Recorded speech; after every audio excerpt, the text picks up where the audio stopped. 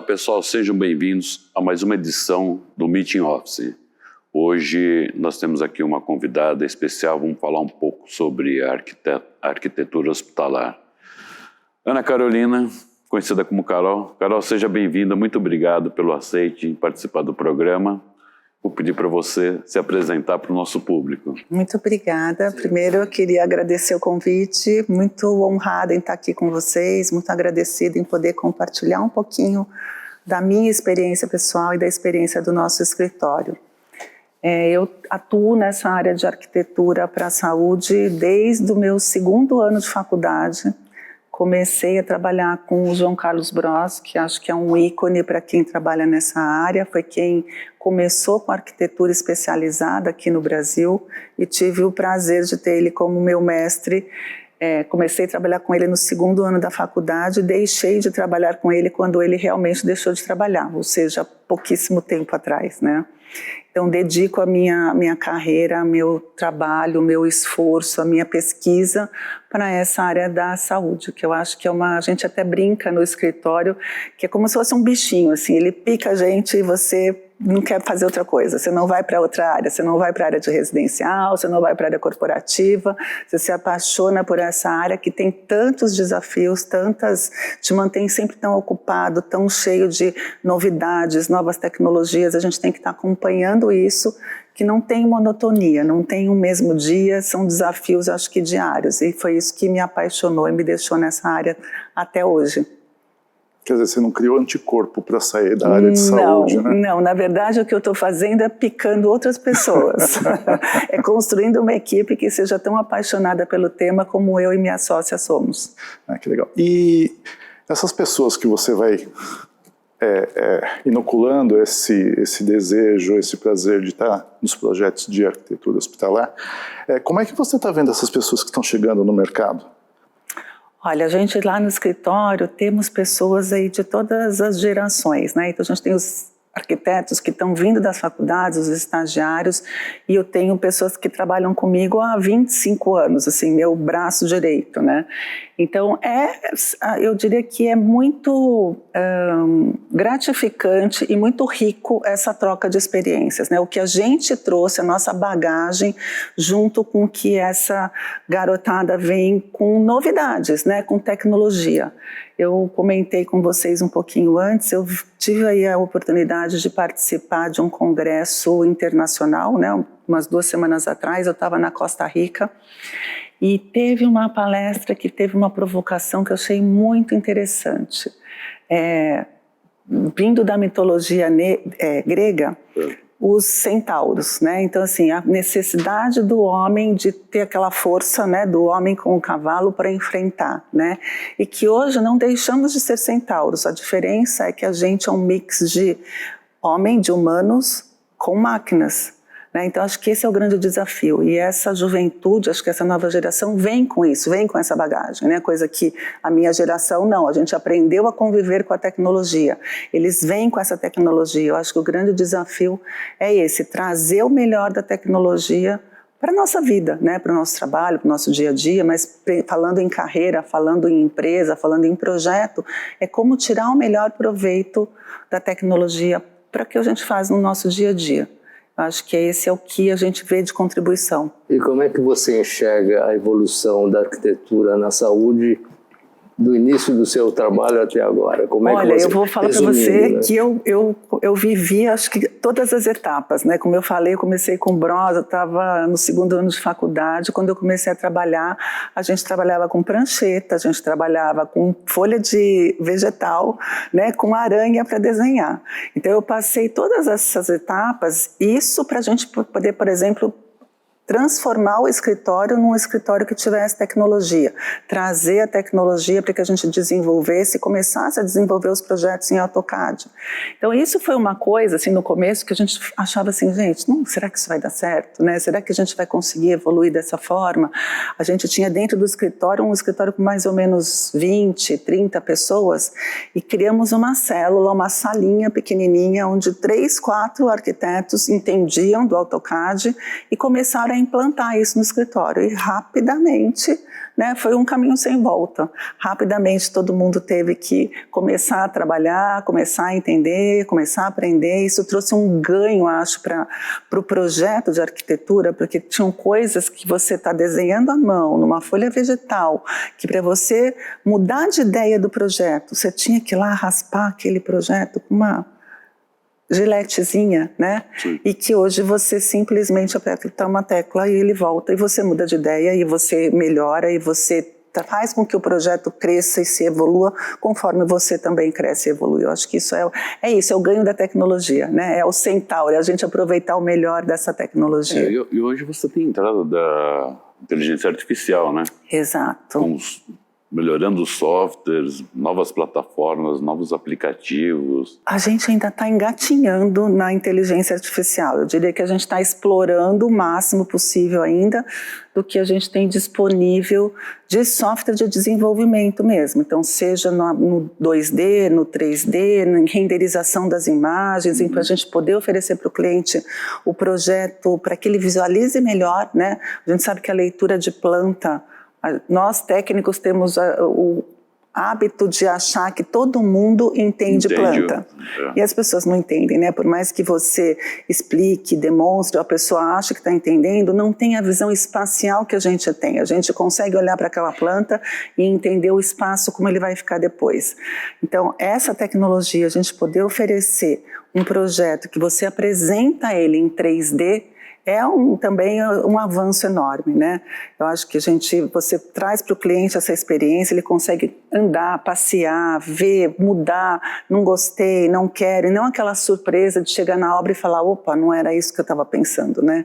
E aí você tem que não mudar um projeto e sim ter que demolir uma parede, ter que demolir uma construção já em andamento, né? Então acho que isso é outro ganho, um avanço muito grande de tecnologia. Acho que quem entende de planta é agora o Rei Charles III, né? Que dizem que ele até conversa com planta, né? Tinha essa história. Mas falando de planta e falando de inteligência, eu queria que você contasse um pouco, quando você está com o projeto, você comentou que primeiro você faz o conceito, né? Como é que você usa a experiência humana e a experiência de tecnologia, contando com a experiência do teu cliente, com todas as necessidades dele, né? Do paciente, do acompanhante do paciente, sobretudo de quem vai trabalhar naquela unidade, vamos chamar assim. Como é que você consegue unir tudo isso e montar esse conceito? Como é que é esse trabalho? Lá no escritório, a gente tem uma metodologia, que, como eu falei, né, a gente trabalhou com Bros anos, eu acho que isso foi o grande legado dele para a gente, é que a gente trabalhe com uma metodologia, né, não simplesmente vamos sentar e fazer um projeto. Então, a gente trabalha o antes do projeto, que é um pouquinho disso que você está colocando, né? Então, é o entender a necessidade, é entender o que o cliente quer e, às vezes, até falar para o cliente o que ele quer não é a melhor opção, né? Então a gente consegue fazer essa leitura, aí a gente parte para um projeto conceitual, onde a gente faz um estudo de volumetria, de acordo com o que é possível, e depois a gente vai cada vez mais para um detalhamento desse projeto. Mas o que a gente incorporou, acho, de ferramentas que podem nos ajudar muito são indicadores. Eu acho que a gente consegue hoje medir, criar métricas, e na nossa área isso é muito importante, porque na saúde a gente fala de empreendimentos grandes. Quando a gente fala de hospitais, eles são projetos aí de 30 mil, 40 mil, 25 mil, às vezes 100 mil metros quadrados, né? Então a gente não está projetando uma área de 200, 300 metros quadrados. Eu não consigo ter uma dimensão disso se eu não estiver trabalhando com indicadores. Então a melhor forma para a gente conseguir iniciar um trabalho e fazer uma boa proposta é gerar esses indicadores. Então a gente trabalha isso com a nossa experiência, o que a gente vem aí desses anos todos que eu estou falando que a gente está no mercado, o que a gente construiu de indicadores. Então são indicadores que medem para a gente, por exemplo, assim, quantos metros quadrados eu preciso para colocar um leito, quantos metros quadrados eu preciso para colocar uma UTI num formato que atenda o cliente. Então tem formatos diferentes de cada um dos setores, sim, e para cada um desses formatos diferentes a gente desenvolveu indicadores diferentes também. Então isso permite que a gente faça um bom planejamento para depois partir para o projeto. A gente não inicia um projeto do desenho, a gente inicia do planejamento. Quando a gente fala de arquitetura da saúde, envolve também arquitetura de laboratório, de clínicas, de até consultórios médicos, ou Sim. é uma outra divisão? Sim, não, a gente envolve tudo, toda a área. Por isso que a gente até mudou o nome. Antes a gente chamava muito de arquitetura hospitalar, né? Esse foi o primeiro nome. E hoje a gente fala arquitetura para a saúde, para poder englobar realmente todas as edificações, todos os prédios, todas as instituições de saúde. Clínicas, laboratórios, pequenos consultórios. Às vezes você tem um consultório de um médico que está começando, mas ele tem uma especialidade, ele quer montar uma estrutura, então a gente começou atuando até com esse início. E também fazem um projeto. Também. Então, o laboratório em si, a parte de análise, a gente também já teve a oportunidade de fazer esse tipo de projeto. Há centros de diagnóstico, centros ambulatoriais, hospitais, centros de saúde, centros de pesquisa para a saúde. Então, tudo isso engloba projetos para a área da saúde. Exato. Agora, voltando à parte da hospitalidade, né? O paciente ali, você estava comentando que tem alguns formatos, né? O que veio mudando, né? Porque eu sou de uma geração que, onde a gente nasce ali, te põe num quarto, uma coisa fria, as paredes meia branca, meia verde, entendeu? Um quadrinho da mulher com um dedinho assim no nariz, né? Opa, isso é clássico. Silêncio, não fume, né? Não? O que mudou, né? Vamos dizer assim, porque eu vou completar agora 60 anos, né? Então, vamos dizer assim, eu sei que você não tem essa idade, mas assim, o que mudou desse período todo, né? Porque eu sei que não muda isso da noite para o dia, mas existe uma evolução de que você sai desde aquela mulher com o dedinho ali no quadrinho ali, pequenininho, né? Exato. Com as paredes de meia cor, hoje você tem... Isso é da época da sangria, né?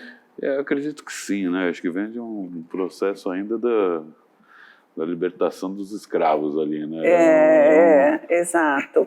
Olha, eu tive, com toda essa experiência que eu passei e a minha trajetória e sempre na área da saúde, eu passei por essa mudança, né? Então, eu acho que o que caracteriza muito o que você está falando, a gente tinha, no meu início de carreira, a gente brincava que todos os hospitais tinham a mesma cor, a gente usava tudo, era um verde citrino, essa era a cor, né? Então, que é aquele verde bem clarinho, é tudo em branco e verde citrino, e isso era o que o cliente ia receber e achava aquilo muito bom, né?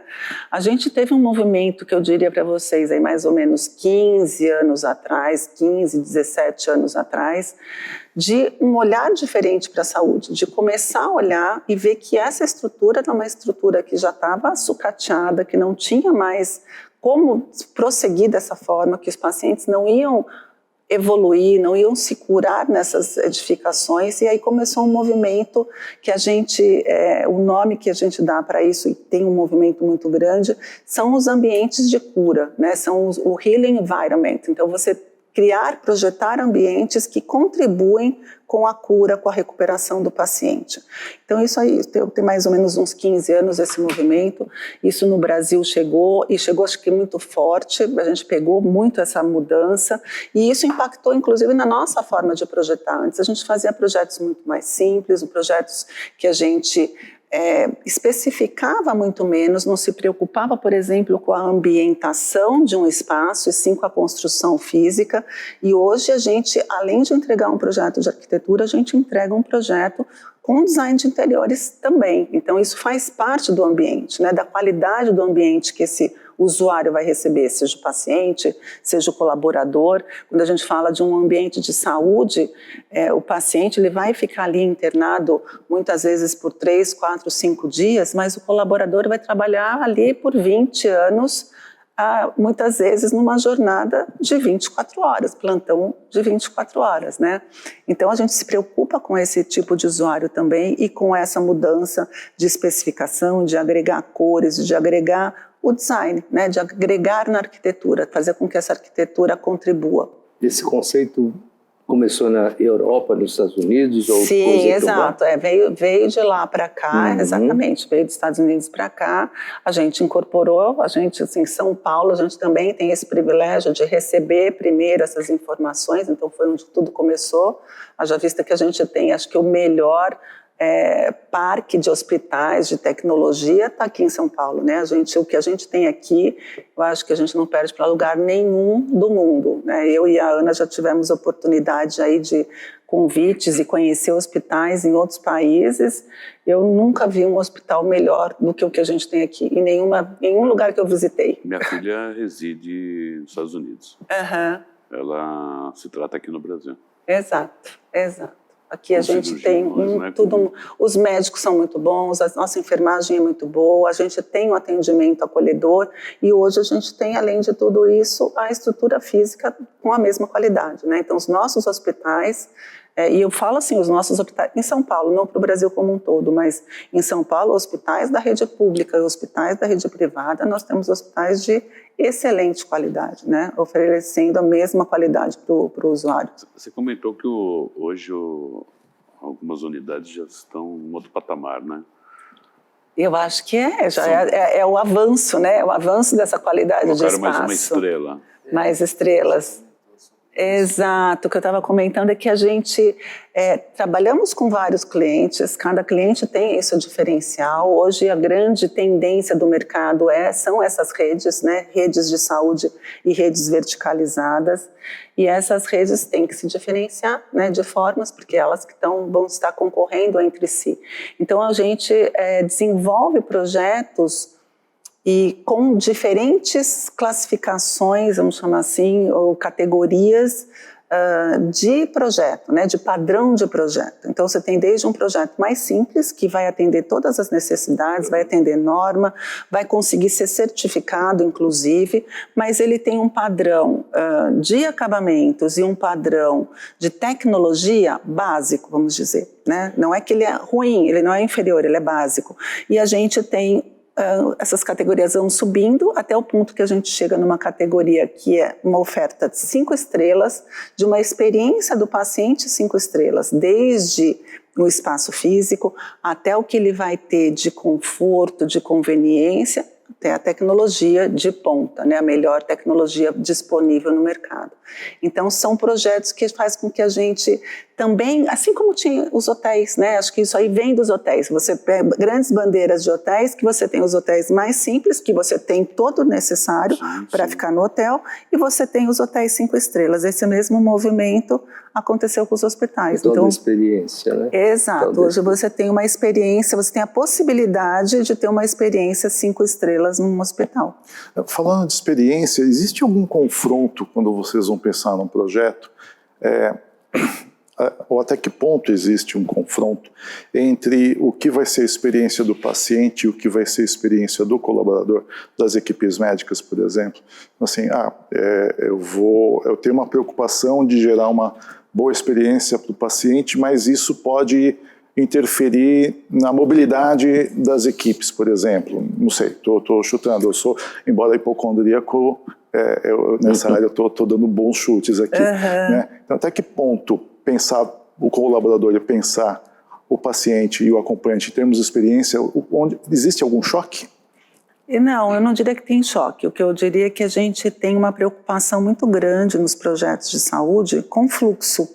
Então, você desenvolvendo um projeto que tem uma boa organização dos fluxos, então acessos diferenciados, fluxos distintos quando assim necessário, tanto esse fluxo horizontal como vertical, com circulações verticais, escadas, elevadores, que você consiga organizar, eu não digo nem separar, tá? Mas organizar essa movimentação, porque voltando, né, a gente está falando de instituições que podem ter 30, 40, 100 mil metros quadrados, é quase uma cidade, isso, né? Então você tem que ter organização de fluxos, organização de horários, movimentação de material, movimentação do colaborador, movimentação do paciente.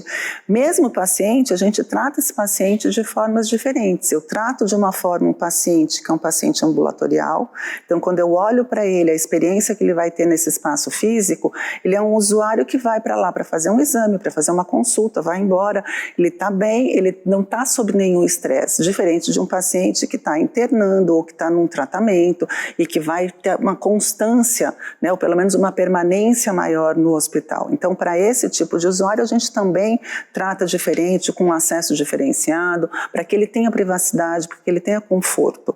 E hoje em dia, O colaborador, tanto o colaborador técnico como os médicos, eles são mais um cliente do hospital, né? Então, é importante que o hospital acolha essa população também. Eu preciso ter bons médicos para que eu tenha um bom hospital. Não adianta eu ter um hospital lindo, com uma experiência 5 estrelas, se os médicos não são bons. Então, eu também preciso acolher esse médico. Então, a gente traz essa qualidade de espaço também para esse usuário.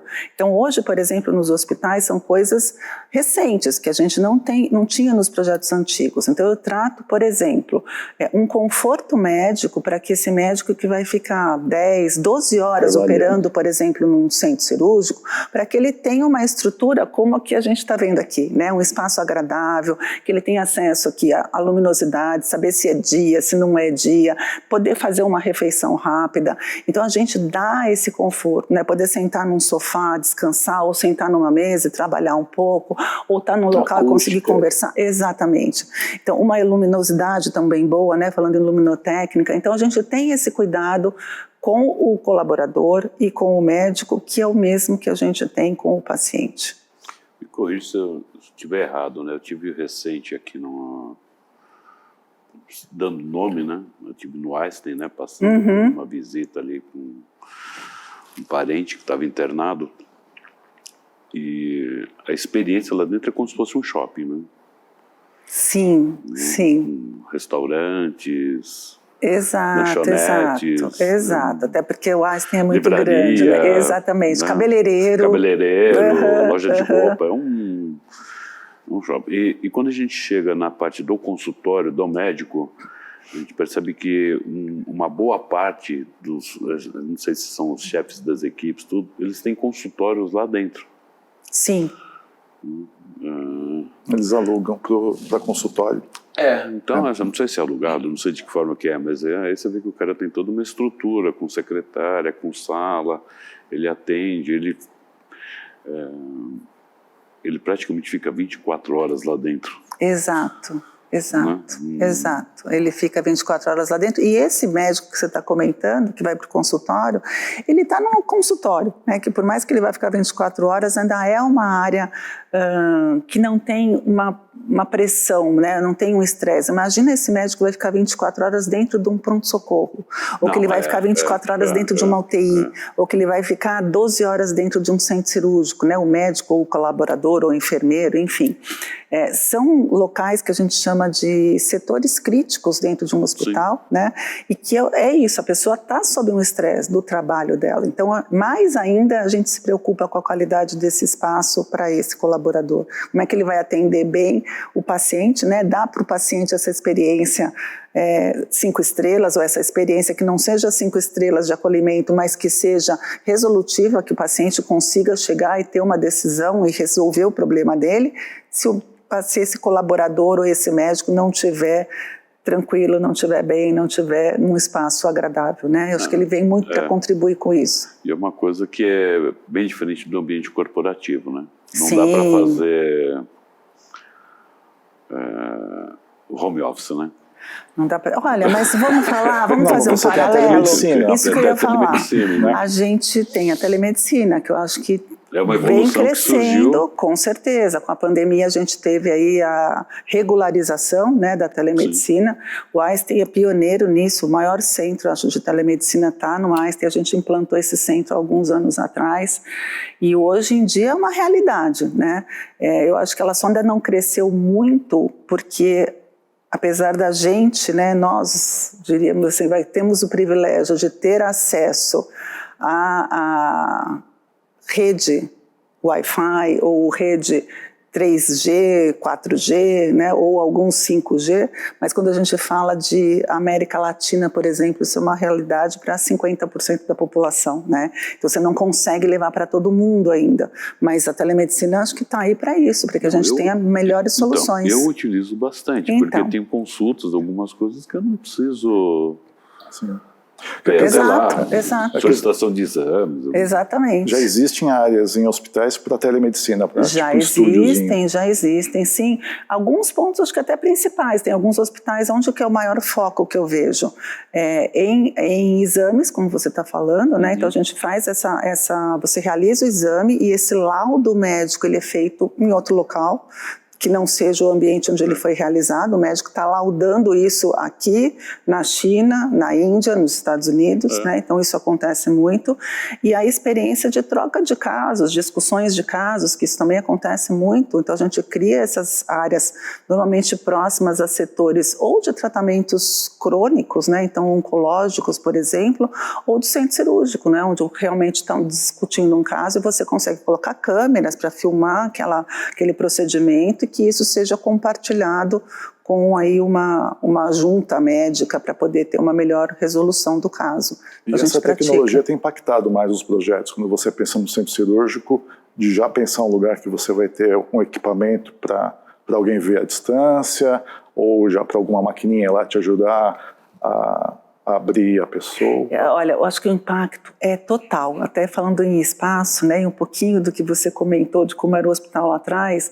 O hospital lá atrás, aqui não é muito, vamos falar assim, 20 anos atrás, você entrava numa sala de um centro cirúrgico, ela era inteira de azulejo, verde, citrino, né, com a mesa de cirurgia, um ar-condicionado ali, mais ou menos, né, e um foco cirúrgico. Hoje em dia, se você entrar numa sala de cirurgia que está equipada com toda a tecnologia, você tem painéis de vidro com imagens passando, a imagem do tamanho da cirurgia que está sendo feita em tamanho real na parede. Então você consegue dar uma qualidade para esse médico poder fazer para essa equipe, né? Para essa equipe poder realizar o seu trabalho muito diferenciada. Você trabalha com diferentes tipos de luz, você consegue controlar a temperatura de acordo com a necessidade daquele procedimento, você consegue dar para ele paisagens diferentes para tirar esse estresse de toda a equipe, de uma equipe que às vezes está lá 12 horas, né, em cima do mesmo paciente. Isso vai de A, B, hospital A, B e C, não, mas para a primeira linha, né? Esse é um investimento de tecnologia alto. Hoje ainda não está disponível para todos, né? Ele está disponível no mercado, mas realmente tem um investimento alto. Mas mesmo para os hospitais que não têm esse acesso, ou não diria nem os hospitais, mas que não tem esse tipo de investimento, você tem a possibilidade, eu não vou ter um painel da parede inteira projetando, mas eu consigo ter uma TV, ali, um monitor grande. Então já é muito diferente do que você só olhar para o seu campo cirúrgico, né? Então você consegue agregar mesmo no A, B, C, D, e a gente subindo aí as categorias, a gente consegue agregar muito. E na qualidade física também, né? A gente não usa mais cerâmica, azulejozinho dentro de um centro cirúrgico. A gente tem revestimentos aí excelentes, desde um piso, né, até um revestimento de parede. Né, exato. Que também coisas que evoluíram, né? Muito.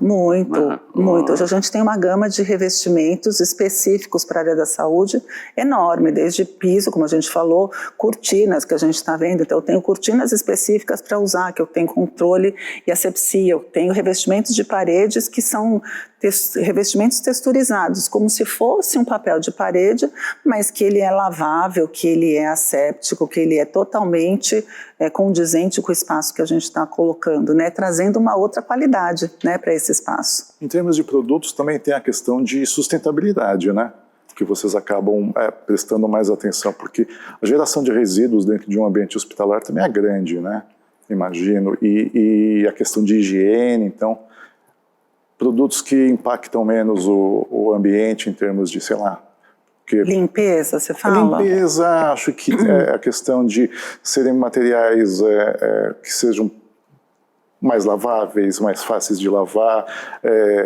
que... Resíduos, né? Resíduos, então, assim, que não causem na sua fabricação um estrago grande para a natureza, né? Mais sustentável. Uma vez eu, assim, eu trabalhei muito com a área hospitalar, né? Com a feira mesmo, a gente tinha, na época de agência de comunicação, eu tinha alguns clientes que eram da área hospitalar. O que eles reclamavam muito, isso há uns anos atrás, a questão da limpeza e mesmo a higienização, né, vamos dizer, dos ambientes, porque assim, o que carregava de um lado para o outro a contaminação era a formiga. dentro do Vetores. ambiente hospitalar. Uhum. Então, assim, e coisas que nunca ia me imaginar que formiga tinha passado num lugar, que entrou, passou por um buraquinho. E foi para outro lugar. Mas esse é um nível de detalhes, né, que vai lá para quem está dentro da operação. Aí Exato, aí no controle você chama o facility.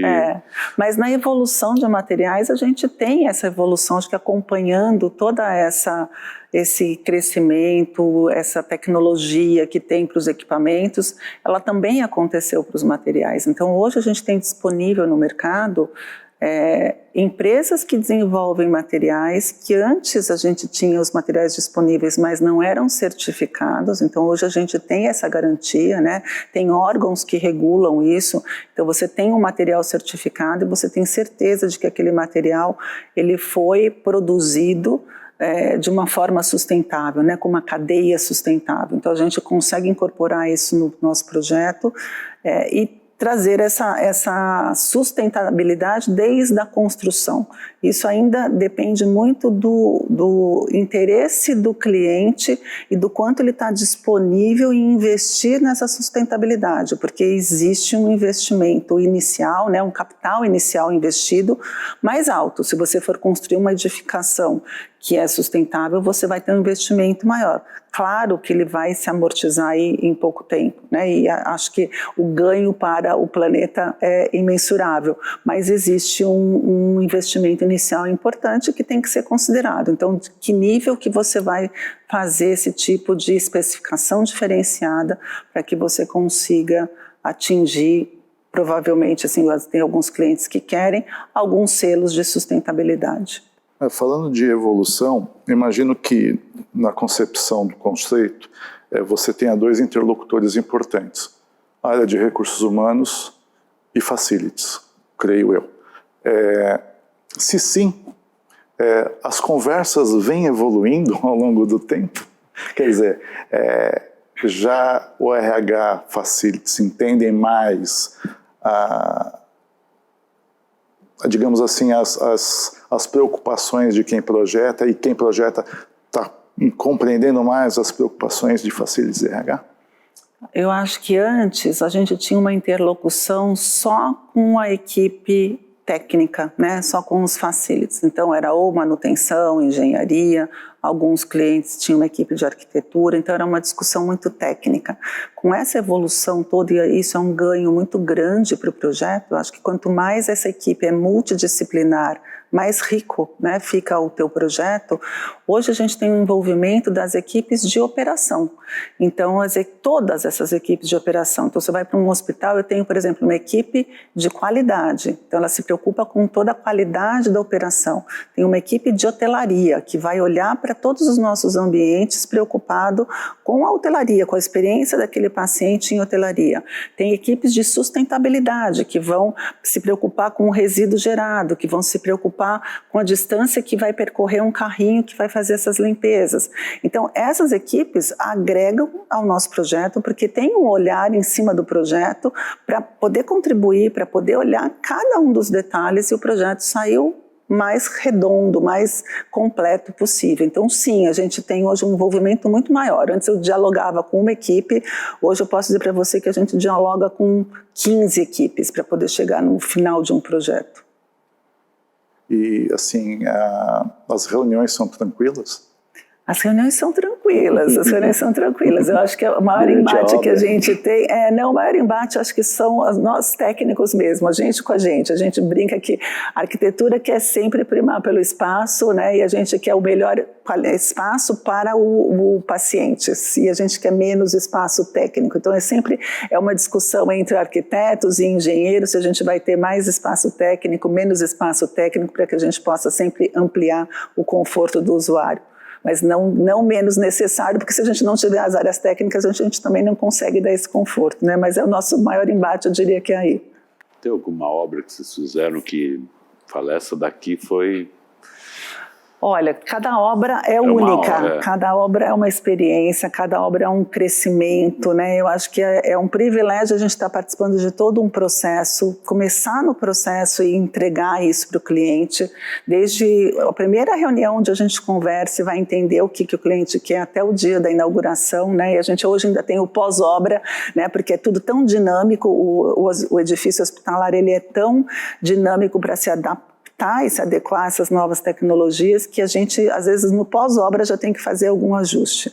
Mas o que eu posso colocar para vocês, assim, a nossa experiência mais recente, esse ano a gente inaugurou um hospital muito diferenciado, um hospital com uma experiência 5 estrelas para um cliente, então onde você tem a oportunidade de oferecer o que tem de melhor, tanto em espaço físico, como em atendimento médico, como em tecnologia.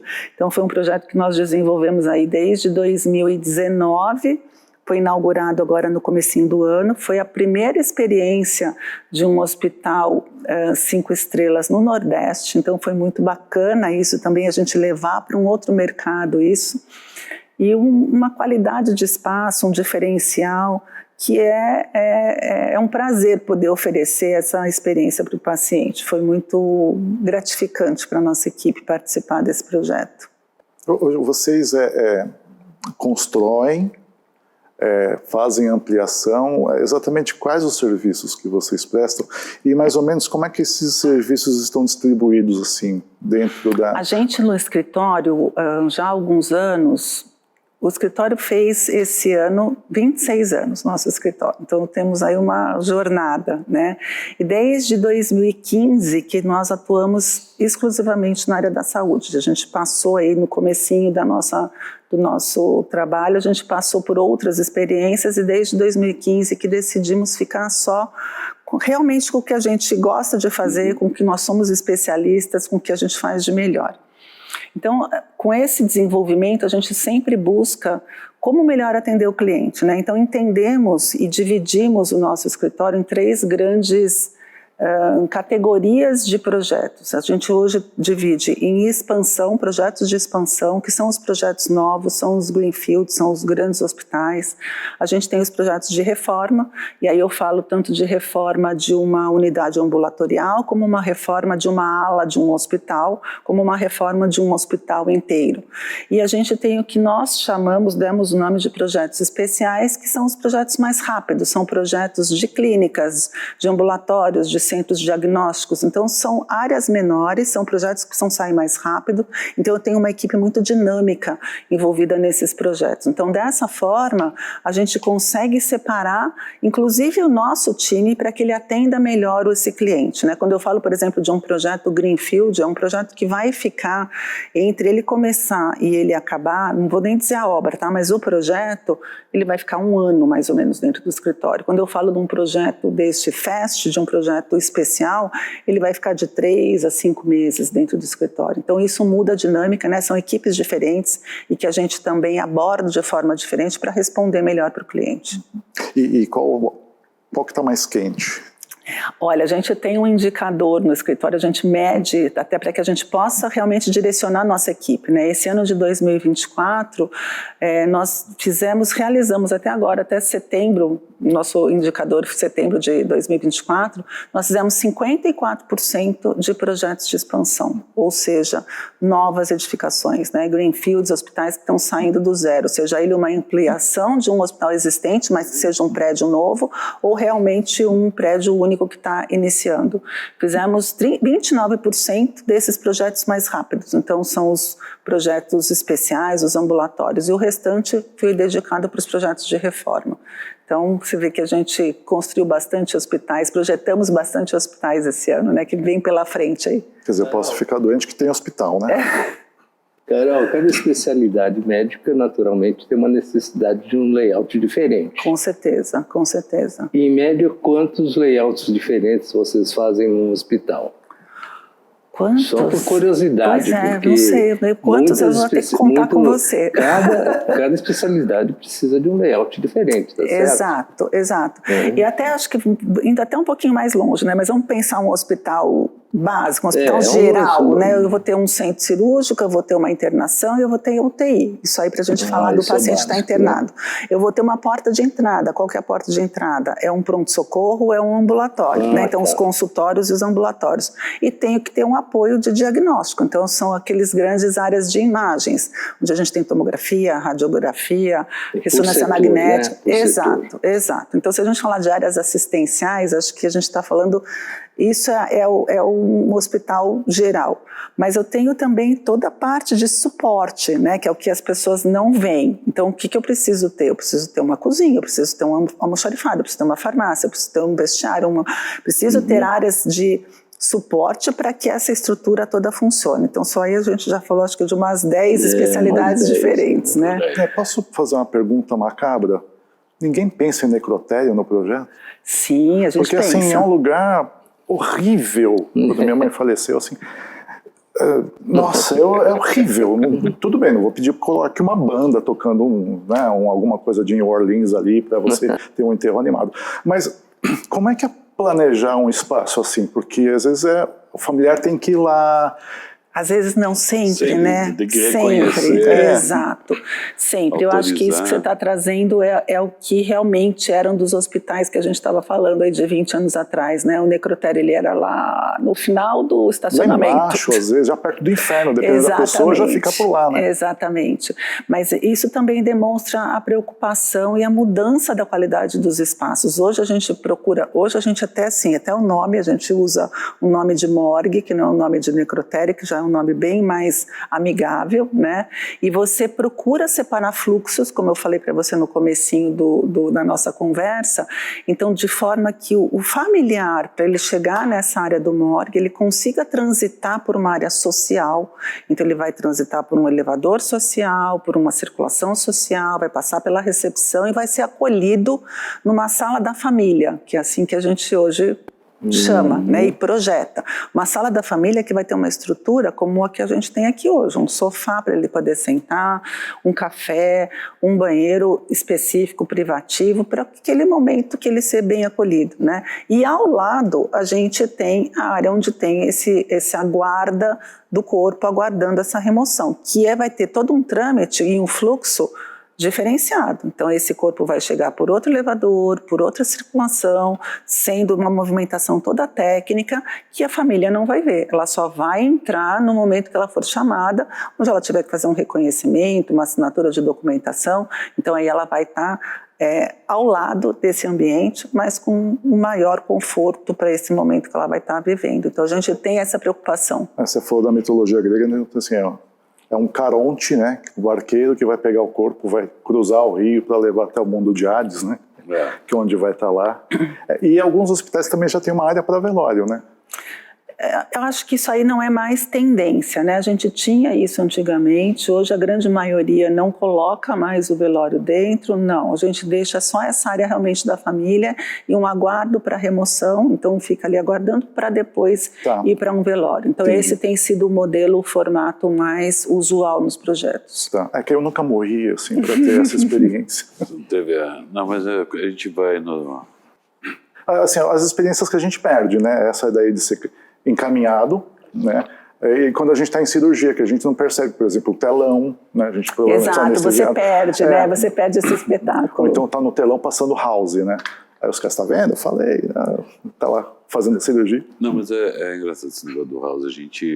Minha esposa assiste um seriado na Netflix, The Resident. Não sei nem que temporada tá, mas...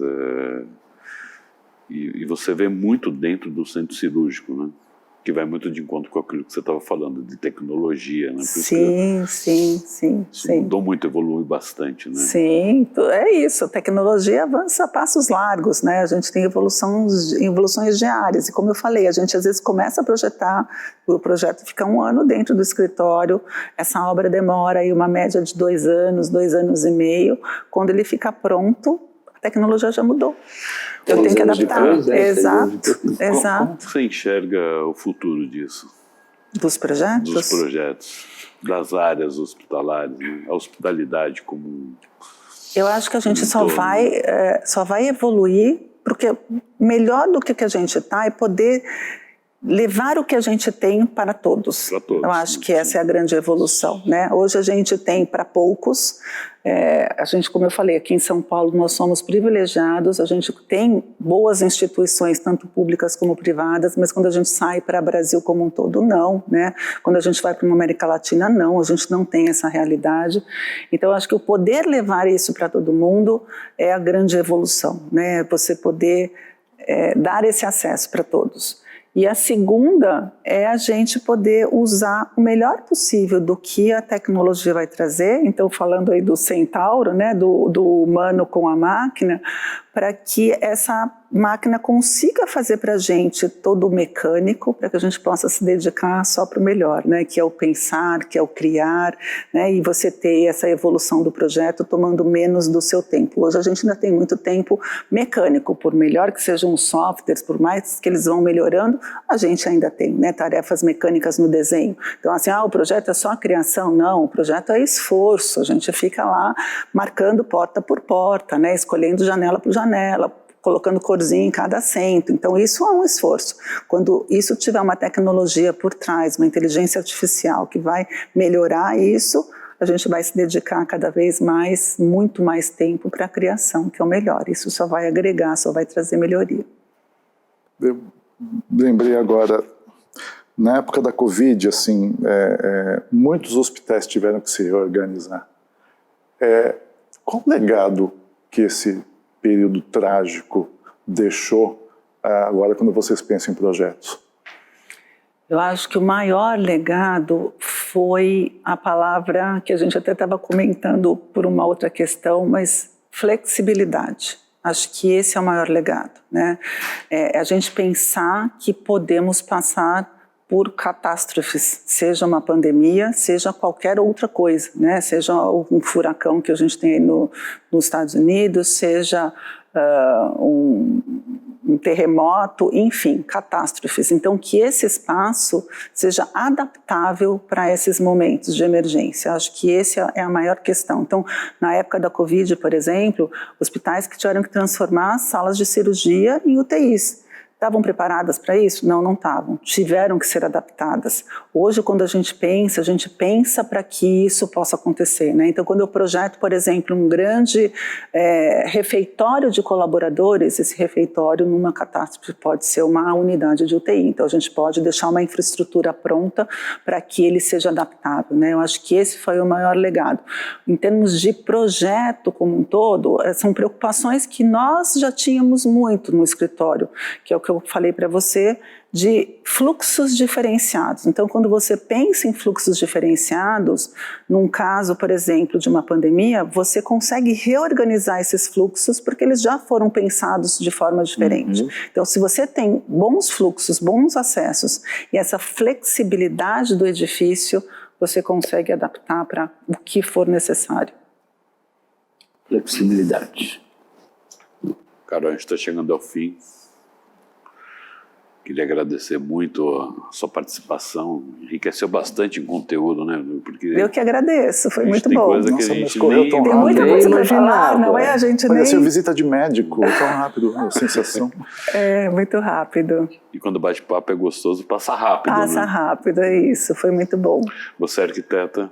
Sim, estudei na USP, eu estudei na USP, minha sócia estudou no Mackenzie, e a gente vem aí nessa trajetória de 26 anos juntas construindo essa área de saúde. Bom, eu tenho o hábito sempre, eu até acredito que você já me respondeu isso, mas eu tenho o hábito sempre de perguntar, né, o que é ser arquiteta para você? Criar espaços que façam diferença na vida das pessoas. Eu acho que é isso, é a gente poder impactar a pessoa com o que a gente projeta sem estar lá, né? São espaços que vão perpetuar além da gente. Você vai estar usando o espaço que eu projetei, independente de eu estar lá ou não. E eu vou estar impactando a sua vida com flexibilidade de uso. Tá bom. Muito obrigado. Obrigado, Anaga. Obrigado, Eu Carol. que agradeço. Obrigado, Gu. Obrigado a todos vocês que participaram e assistiram ao nosso programa. Não esqueçam de se inscrever no nosso canal do YouTube. E o nosso agradecimento ao patrocínio da Cavalete, mais uma vez. Obrigado e até o próximo. Obrigada.